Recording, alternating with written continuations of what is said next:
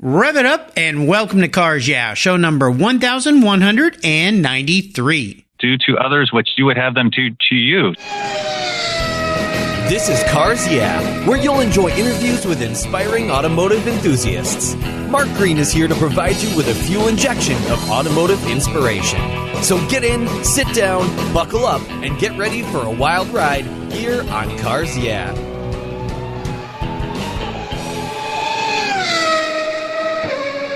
Hello, automotive enthusiasts. I'm revved up and so excited to introduce today's very special guest, Greg Stanley. Hey, Greg, are you buckled up and ready for a fun ride? Abso-freaking-lutely. All right. Greg Stanley is an extreme automotive enthusiast who enjoys reaching out to non-car folks through his educational and inspirational podcast called Learn from Others. Greg's goal is to educate the next generation by sharing career experiences of successful professionals and to ignite interest in the automotive hobby. Greg does this by asking his guests about their first car, their dream car, and then he picks a cool company car for them based on their job responsibilities. Past cool company cars range from a McLaren F1 or an F-16 Pilot. He likes those fast cars, just like fast planes, to a 1909 Baker Electric for a registered nurse, to a 1992 Nissan Skyline for a national sales manager of an energy beverage company. Greg is also an author, illustrator, and his day job is selling Bazooka Candy Brands in the convenience channel. So, Greg, I've told our listeners just a little bit about you. Would you take a brief moment and share a little more about your career and your passion for automobiles? Yeah, thank you so much, Mark, for having me on this wonderful podcast. I listen to it religiously. Oh, thank you. I love the way you inspire folks in the car hobby. I think it's fantastic. Well, thank you. My passion for cars began at a pretty young age. I just remember my mom used to draw trucks for me and cars when I was really little. So I think that really inspired my love of cars at a very early age, and also inspired my love of drawing and illustrating cartoons, which I know you spoke to a little bit about being an author and illustrator. So I can trace it way back to the very beginning. And my dad was also big into cars. We always had a van that we would keep for the kids, and then the other car would always rotate out. And not all of them were cool, but in that smattering of cars was a TR6 and a Ford Mustang Mach 1. So I think I owe it a little bit to both my mom and my dad. Yeah, sounds like a plan. Very cool, very cool. As we continue on your journey, I always like to start with a success quote or a mantra, some kind of saying that's important to you. It's a nice way to get the inspirational tires turning here on Cars Yeah. So, Greg, take the wheel. Yeah, when I listen to your podcast, I always hear people come up with really cool sayings or mantras, and I was like, I don't really have one. But then I realized I have had one this entire time. It's the one you've had quoted many times on your show. It comes from Matthew 7:12, the golden rule. Do to others what you would have them do to you. So I've always lived by that, even from a little kid, not knowing where it came from initially. So that's always been my mantra throughout my entire life. And I never realized it until I listened to your podcast. Well, I'm glad the source of that came out. But you know what? Wouldn't it be nice, I always say, if the whole world acted like that? Because so many times people will disappoint us. And my wife's really good about this. I'll get upset about something somebody has done to me, and she'll go, you know what? Maybe they don't know that's inappropriate. Maybe they were never taught that. And it always makes me stop and go, well, you know what? Maybe I'm just fortunate. I had great parents who taught me that golden rule and always advised me to treat others the way I wanted to be treated. And maybe other people weren't raised that way. So it helps me cut them a little bit of slack, but it certainly is a nice way to go through life. That's for sure. That's a very good perspective and wise words from your wife. Well, she's way smarter than me, so that's probably I married why. up as well. Well, yeah, my mom always told me to do that. I think it was a female trick against us guys to keep us in our place, but but no, it's in all honesty and sincerity, it's been great for me. That's for sure. She keeps me sharp. Well, let's talk about a story that instigated your personal passion for cars. Is there a pivotal moment in your life when you knew that you were indeed going to be a car guy? Yeah, this all happened in really about a 1 week time frame. A friend of my dad came by the house, and he had a 1966 red convertible Mustang, white top, black interior, spinner hubcap wheels, the classic look. And I fell in love with that car. I offered to wash it just so I could touch it. And what's ironic is I don't recall ever washing it or riding in it. I think I woke up the next morning and he was gone. So I was severely disappointed. But shortly thereafter, I test drove a 65 coupe, horrible one, beige, 289 two barrel with a buddy of mine. And as we're driving it back to the dealership, it actually catches on fire. The starter cable was rubbing against the battery or something. And so the dealership comes running out. And as we're putting out the fire, another red 66 convertible comes passing by with 4 people in the car. They're waving, honking the horn, and laughing. Well, that night, I go to a party, and that red convertible is there. And I spend the whole night riding around the back seat of this red convertible. And that really instilled my love for Mustangs in particular. But that was my first real experience with a classic car. And I was, I think, 16 at the time, and I just fell in love.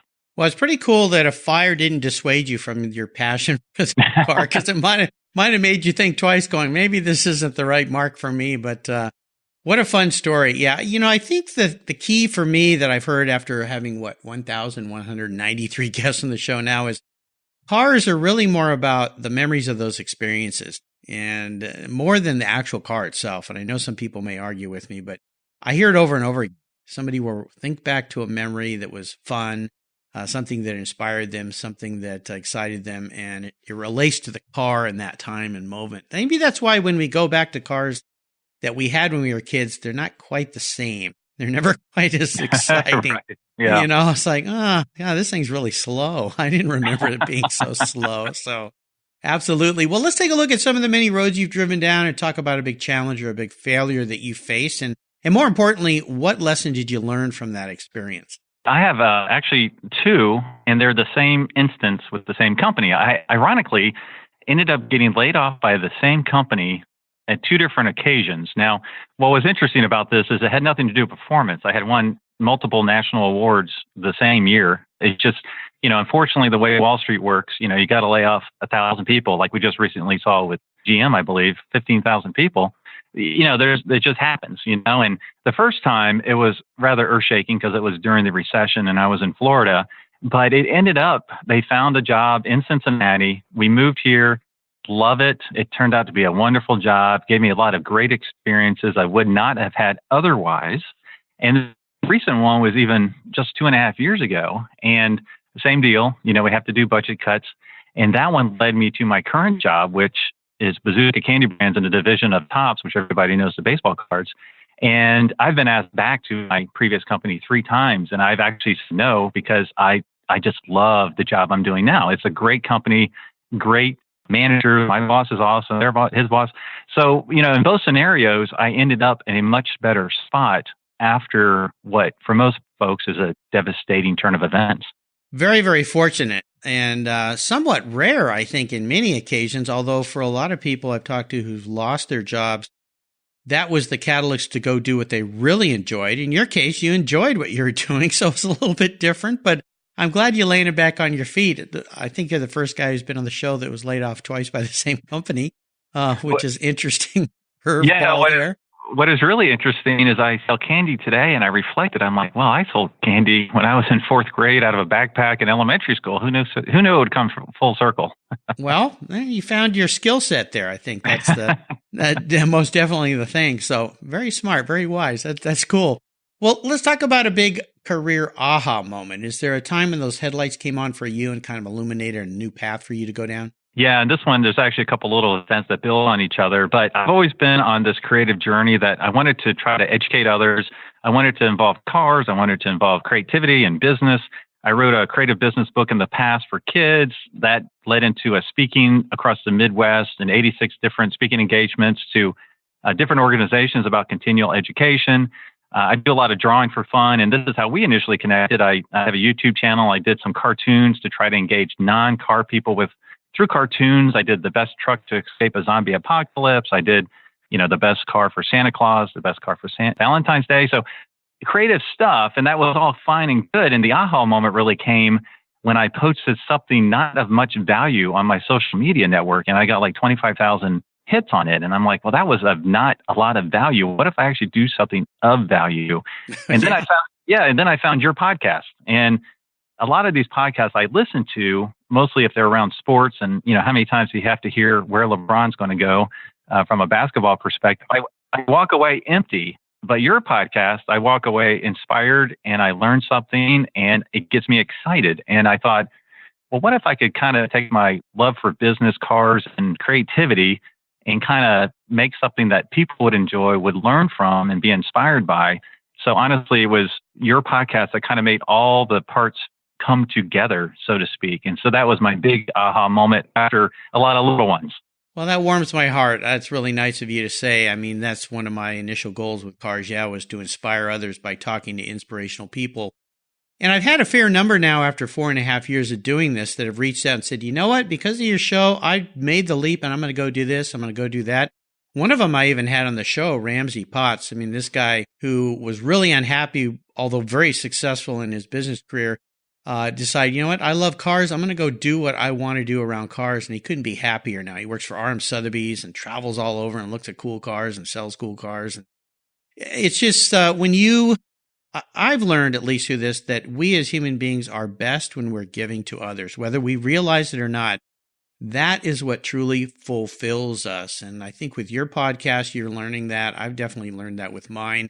And I know that by listening and talking with many, many people here in Cars Yeah, I've learned that. So thank you for the kind words. I'm very happy that I was able to offer you that inspiration through some incredible people I've had on this show. Let's have a little bit of fun and talk about your first really special car, and maybe a memory or two about that vehicle. Well, my first car that I had to buy was a Ford Mustang, and I had no money at all. And so my a cousin had found one for me for $1,000, and it had to be a 68 because they cost a little less than 65, 66. And it was a coupe, and it was a six-banger with a 3-speed, 0 options. And so I bought it for $1,000, sight unseen. Well, I come to find out it didn't have an engine. So he said for $250. That's important. Right, $250. We'll get an engine for you. I'll put it in. So I got a car up and running for less than $1,300. And my first summer working as a merchandiser in the Florida heat, it was 103 degrees outside. I had 101.5 fever because I didn't believe in sick days. And I drove to work all day, and I had an exhaust leak, no AC, no options. That was the hottest day of my life in that Mustang. But it was a Mustang. I just had to make sure my very first car I ever bought was a Mustang. And so that very fond memories of that car. So that you could tell this story today on Cars Yeah. See, the whole life, the circle of life comes back through and becomes a perfect loop. Yeah, exactly. Yeah. It all came to fruition just now. Well, you know, I had a Mustang as well. My regular listeners know this, a 66 GT350 clone, Shelby clone, which was an awesome, awesome car. I drove it to work every day for a couple of years. And, you know, I don't think I could ever get gas without a 30-minute conversation with people. Everyone loves the Mustang. It's like the VW Beetle. It just brings a smile to people's face, and everybody has a story no matter what their age bracket is. So very happy that was your first one. Now, how about seller's remorse? Is there a tear in the eye story for you, a car you wish you had back in your garage? Well, you know about this car. I texted you when it showed up on Bring a Trailer. Yep. My 66 dark green, ivy green convertible. Great car. I was the fourth owner, same family, 46 years. A factory A-code, 4-speed, deluxe, power windows, or not power windows, power top, limited slip, which is rare for a convertible. Just a wonderful car. I spent 5 years restoring it. My issue was, so there is seller's remorse, a little bit, but I needed to sell it to experience a new car. You know, I don't have a 5-car garage or anything. So yes, there was seller's remorse, but I ended up buying the opposite of a Porsche. And I know you know this because I shared it with you when I got it. So what's the opposite of a Porsche, or what's the opposite of a 66 Mustang? Well, I gave it away there. I got a 996 Porsche 911, 6-speed sunroof, 60,000 miles. So that is, as far as I can tell, the literal opposite of a 66 Mustang. Well, it could be. Yeah. Engines on the other end of the car and different, made in a different country, a little different look and feel and so forth. But congratulations. As you know, and my listeners know, I'm a big time Porsche fan. So love that you're now part of the Porsche brotherhood, sisterhood. Wonderful cars. And I think buying the year and model you bought right, because those cars for a time are kind of a little bit of the unloved sector there, but they're really nice cars. They're really great cars. And the price points on them are very affordable when you compare to others, especially you get back into the 993s. Even the 964s are starting to come up in value. And of course, the later ones, the nearer you get, the more expensive they are. So it sounds like you have a lot of fun ahead of you. Well, and I'd love to have a paint a sample orange 930 turbo, but it just wasn't in the cards. Unfortunately, you're not selling yours. So no, there's only 3 of us with those cars. So yeah, exactly. And the other thing I just want to say real quick about the lack of seller's remorse, I was fortunate to have the car featured on Petrolicious in January of this year. And that was just a wonderful thing to have for the rest of time, to go revisit it and see all the fun that we had making that video. And one of the things that turned me onto the Porsche is I know you're familiar with the Porsche singers. Well, if I was able to connect a singer owner with my friend of mine that filmed Petrolicious. And so I was very slightly involved on the filming of the Indiana car, on Petrolicious as well, the Porsche singer. And what was funny during that time frame is I'm driving the car while my friend's filming it down a gravel road in Indiana. And I kind of hit the gas a little too hard and sprayed a little bit of gravel up on the $600,000 Porsche behind me. But the owner was extremely mad. He was extremely gracious about it, and we had a great time. And I must say, my involvement was about an hour and a half. Sean does an amazing job on those videos for Petrolicious. So that was something else that kind of, hey, maybe I should try a new experience. There you go. Absolutely. I've had Afshin from Petrolicious on the show. Really fun site. If those listeners aren't aware of it, go out there and find Petrolicious. You can subscribe, get their weekly videos. They have some cool products. Really, really interesting and neat brand that he's doing there. Fantastic. I'll just make sure I don't ever follow you too closely so I get any rock chips in the front of my car. Well, I'd love for you to share a little bit more about this new podcast. I love having other podcasters on the show, and I know actually after we record this show, I'm going to be on your show, so those listeners of mine can go to Learn from Others and listen to me with the mic flipped, which is always a little awkward and weird for me, so we'll see how well I do. But tell our listeners a little more about this new podcast of yours. Yeah, it's, as I mentioned before, it's a way for me to combine my love of cars, drawing, and business, and it's called Learn from Others. And the goal here is to help others succeed by sharing success. So the idea here is that I interview successful business professionals in whatever industry they're in. And I just ask them 4 questions. What did you want to be when you grow up? What do you do today? What would you do differently? And what advice would you have for someone who would like to do what you do? So the end goal is going to be a huge database for high school and college kids to listen to, where they can kind of have their own internship, but it's more of a virtual deal. So I've recently categorized them by career cluster as identified by the United States Department of Education. And so like if, for example, if someone wanted to go into the finance industry, but they didn't know exactly what they wanted to do, they could pop on there and eventually I'll get it filled out, but they could listen to everything from a financial advisor. They could talk, hear the career journey of a bank manager. There'll be a wealth of information of different positions of career journeys where people could share their experience. And I also like to think that everybody is an untapped resource for others to learn from. So it's been a lot of fun. And as you mentioned before, I tie in the car stuff at the end. I ask people, what's their first car? What's their dream car? And I pick out a cool car from them, which is always fun. Everyone loves talking about their first car. I had someone whose first car was a tragedy because it was a cool Fiat convertible that got wrecked a week before they were supposed to inherit it. So they got a 4-door car. Yeah. I have someone else who she took her car to the mechanic for the first time. And the mechanic's first question was this car ever underwater? Which you never want to hear from your mechanic. I don't care who you are.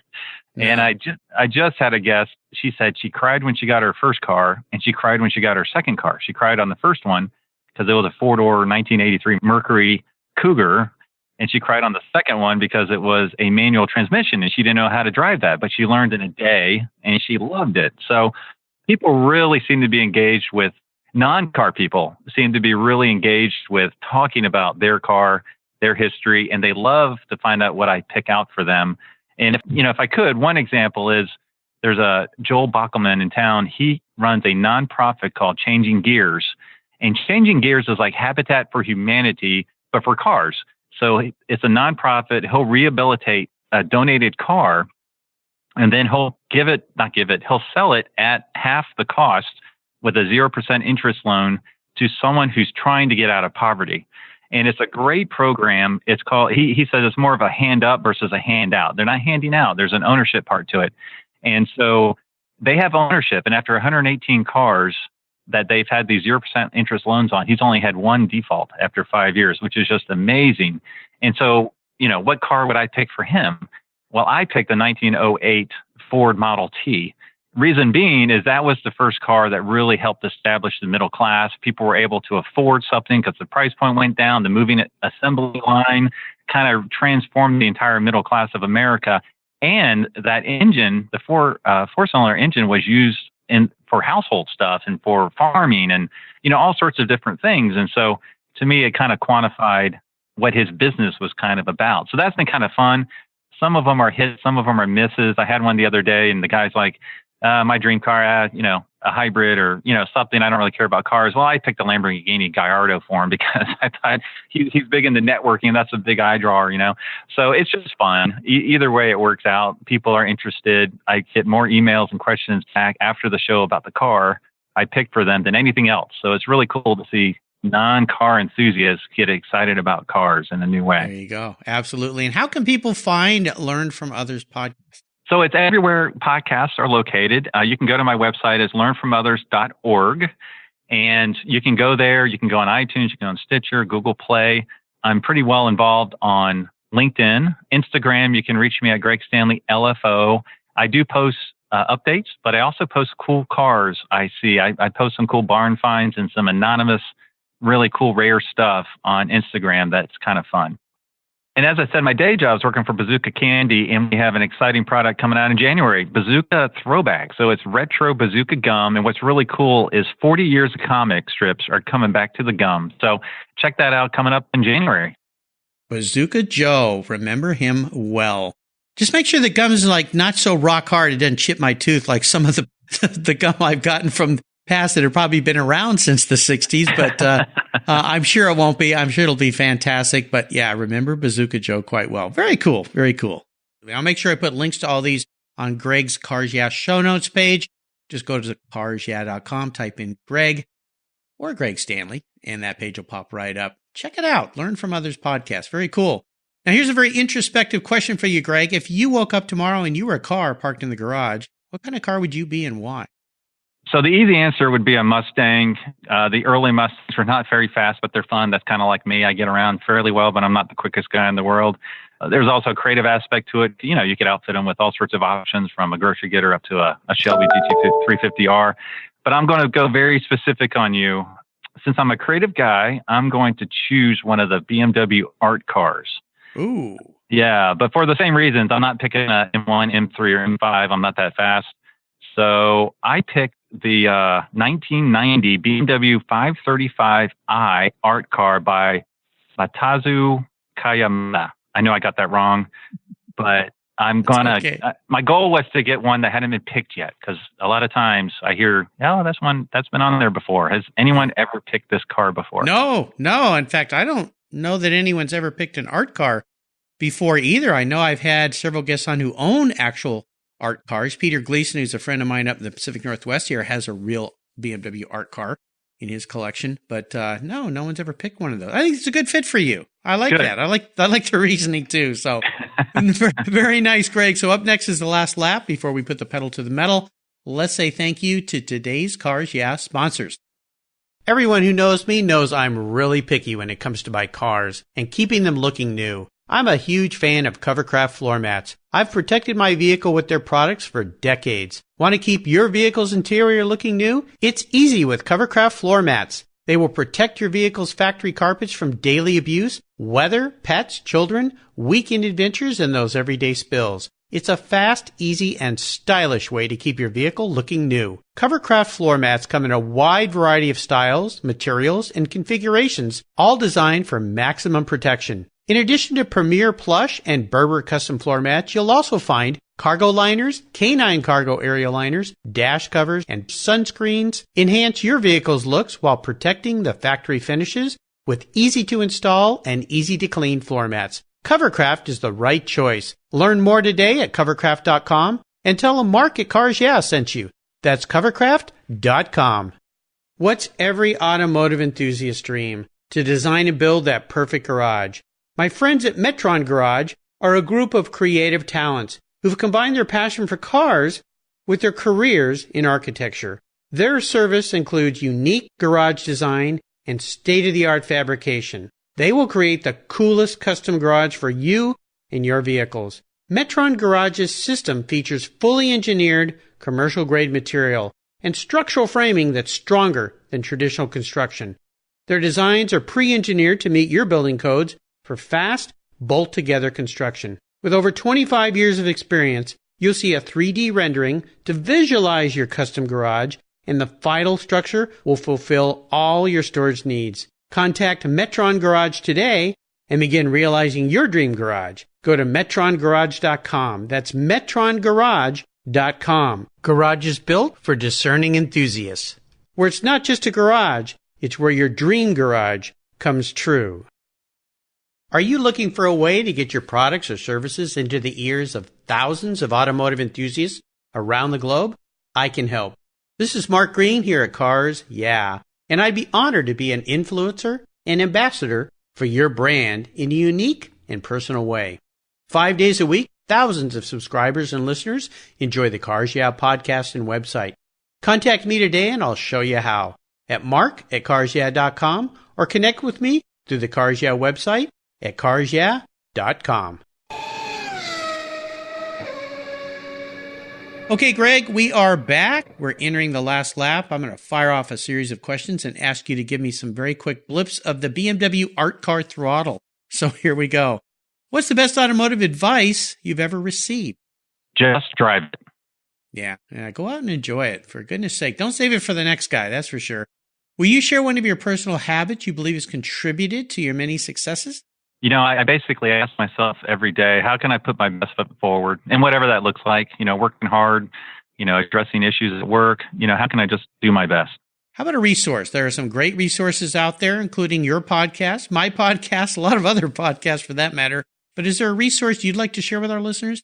Yeah, this has been mentioned on your show many times, but it really is a great resource. YouTube helped me rebuild my power steering pump in my Mustang and a lot of other things. And then I do listen to or watch Jay Leno's Garage every Monday morning to see what's going on. I just can't get enough of the old cars. Yeah, absolutely. Now, if I could arrange for you to have a drink with anyone in the automotive industry, living or deceased, who would that be? So I know a lot of people say Henry Ford, but I recently watched the Cars That Made America on the History Channel, and I felt really bad for Edsel. And so I would love to have a drink with Edsel to just kind of commiserate and understand what did he have to go through that very difficult time of transition. Yeah, well, I think they started by naming him Edsel. That probably was the worst start. May have been part of the problem. No offense to any Edsels out there, although I'm not sure I've ever met another Edsel. But interesting guy, interesting character. Really contributed a lot, though, to the Ford Motor Company. So, probably more than people remember just the simple Edsel car not being a big success. So shout out to Edsel. Good job. How about a book? Is there a book you've read that you think our listeners should read as well? Yeah, I'll give you two real quick. A business book called FYI For Your Improvement by Michael Lombardo. I use that 2 or 3, 4 times a year just on my personal development from a business perspective at work. But the other one I'll mention is Colin Colmer's The Complete Book of Shelby Automobiles. Recently, I thought I was on the track to find an unknown 1965 GT350 in the Cincinnati area. And I got the guy's phone number, I got his address, got his name, never made contact in 2 months. Well, it turns out I was scanning Hemmings one day, and they had a blurb about him selling his car that he'd owned for 50 years and the most original one ever produced. So I was on the right track, but it was the wrong car. And turned out, so I did all this research with Colin's book, anticipating seeing this really rare car. Well, it turns out it was a 1964 Cheetah that sold for $600,000, like 3 weeks later. Yeah, it was like, man, I was on the right track. I should have rang the doorbell. Not that I could have afforded it, but it would have been cool to see it in his garage before it went public. Yeah, the Cheetah. Now, there's an interesting car. I mean, just a kind of a bizarre looking car, although pretty cool. And from people I've known who have raced them, pretty cool cars to race as well. But Colin Colmer, I've been trying to get him on this show. He's a little shy, I think, but maybe we'll get him on the show one of these days. Well, listeners, you can find all these great resources Greg has shared on his Cars Yeah show notes page. Just go to carsyeah.com, type in Greg Stanley. That page will pop right up. All right, Greg, we are up to the checkered flag. And this last question could be a bit of a doozy. Today, I'm going to buy you any cool collector car on the planet. Doesn't matter who owns it or where it is. I'm going to park it in your garage. But there's a couple rules to this game. You've listened to Cars Yeah before, so you know the rules. You can't sell it to buy a bunch of other toys with. That trick's off the table. You have to drive it. No garage queens allowed here. I want you out on the road enjoying yourself. And I think the last little tip here is you got to keep it. And it's the only one you can have in your garage as well. So you can't have a bunch of cool cars. That's why you got to pick so carefully here. with this one car that you're going to have as a go-to for fun. So what's it going to be? This question is so unfair. And I say that because I haven't driven a lot of these cars. I drove a replica 80 Cobra the other day thinking I'd love it. And it was just so difficult. So I'm glad I got the 911 instead. Originally, I was going to go with a 59 alloyed body Ferrari 250. But I don't know if I would actually drive that, like the wheels off of it. So I ended up switching that to a 1931 Bentley Speed 6 because they don't really care. They just want you to drive the heck out of it. You know, so if you got me one of those, I would drive the heck out of it. That's pretty unique car. I'm trying to think. I've had some people pick some old Bentleys, but I'm not so sure they picked that one. What is it about that car you like so much? Well, it's just the big I think it's a 6.5 liters. It's the big engine Bentley that the Bentley boys race around the tracks. And with those cars, they don't mind if it's not the original, body. It's expected that you're going to run through some of the parts because they know that you just want to drive it and drive the wheels off of it. Those cars are pretty spectacular. Back in the day, former company I was working with, we would bring in a lot of cool cars for photo shoots. And there was a local guy up here in the Northwest who has quite a large collection of cars, but he drives his cars. He's not really not into trailer queens, but he's not into concoring either. He's into driving. And he brought his over for a Christmas shoot. And it's a convertible, and I'm crawling around. It was a blower, so it had a big blower in the front. And I'm like, the back of this car is full of pine needles. What the heck's going on? He goes, oh, well, I loaded all the kids up and we went and bought cut down a Christmas tree this weekend. He goes, that's why there's some mud on the fenders and stuff. He goes, we drive this thing and we just threw the tree in the back seat and, there was some sap and I'm just like going, ah. But you got to love a guy like that is out there enjoying it. And he said the same thing I said earlier. He goes, I've decided I'm not going to save my cars for the next guy. I'm going to enjoy them while I'm around, while I'm alive. Get out and enjoy them. Throw my kids in the back. Don't worry if they spill an ice cream. I can clean that up. And I tell you, he said, they just had the time of their lives. He said, and we got the looks like you couldn't believe driving back home with a big old Christmas tree sticking out of the back of that car. So, well, can you guess what color I want it? There's only one color. Only one. Well, they're all green, right? Aren't they all green? You got it right. British Racing Green. It's got to be. You're right. I thought they might be black ones, but maybe they are all green. Well, that's the color. There are a few. I'm sure there's a lot of different colors, but I have seen a few black ones. But all of them are almost green. There's a couple of up here, including like the Blue Train Bentley up here in the Pacific Northwest that are pretty spectacular. The one with the low chop top. That of course they famously raced the train there, but. That'll be nice. Okay, well, that's a unique car, Greg. I would have never thought you would have picked that being a guy who just bought a Porsche, but that's okay. I think it's pretty cool. Well, you have taken me on a great ride today. I've really enjoyed getting to know you better. I want to thank you for sharing your journey with me here on Cars Yeah. Is there a little parting piece of wisdom or guidance you might offer our listeners before you drive off into the sunset in that 31 Bentley Speed 6? Yeah, just a quick reminder. Treat others as you want them to treat you. And if someone offers you their car, just drive it. There you go. What's the best way for our listeners to learn more about you and your podcast? I think the best would be learnfromothers.org or on Instagram, Greg Stanley LFO, or on LinkedIn, just Greg Stanley. I should be pretty easy to find. And there is a Learn From Others page on LinkedIn as well. And to make him really easy to find, you can just go to the Cars Yeah website, type in Greg Stanley. His page will pop up with all these links. And if you want to listen to me on his podcast, we're going to record that right after this show. You can hear the mic being switched, and maybe you might learn a few things about me. In the meantime, I encourage you to check out Greg's podcast. Really inspiring show. Great job, Greg. Thank you for being so generous today with your time and expertise and for sharing your experiences with me and the listeners. Until you and I talk again, I'll see you down the road. Thanks so much, Mark. Thank you.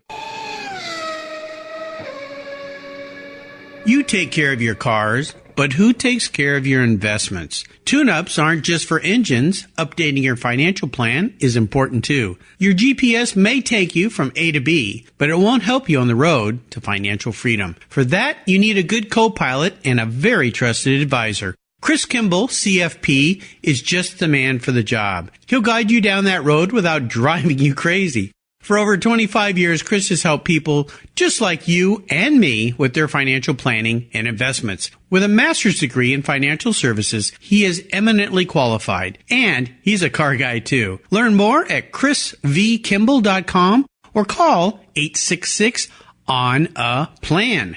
Securities through Money Concepts Capital Corp. Member FINRA SIPC. CK Financial Services is not affiliated with Money Concepts Capital Corp. Thank you so much for joining us on today's ride here at Cars Yeah.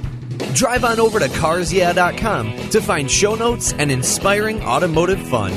Download your free copy of Filler Up, a fun book filled with gorgeous photographs of fuel filler fun, including quotes from more inspiring automotive enthusiasts. Download your copy today, and we'll see you next time on Cars Yeah.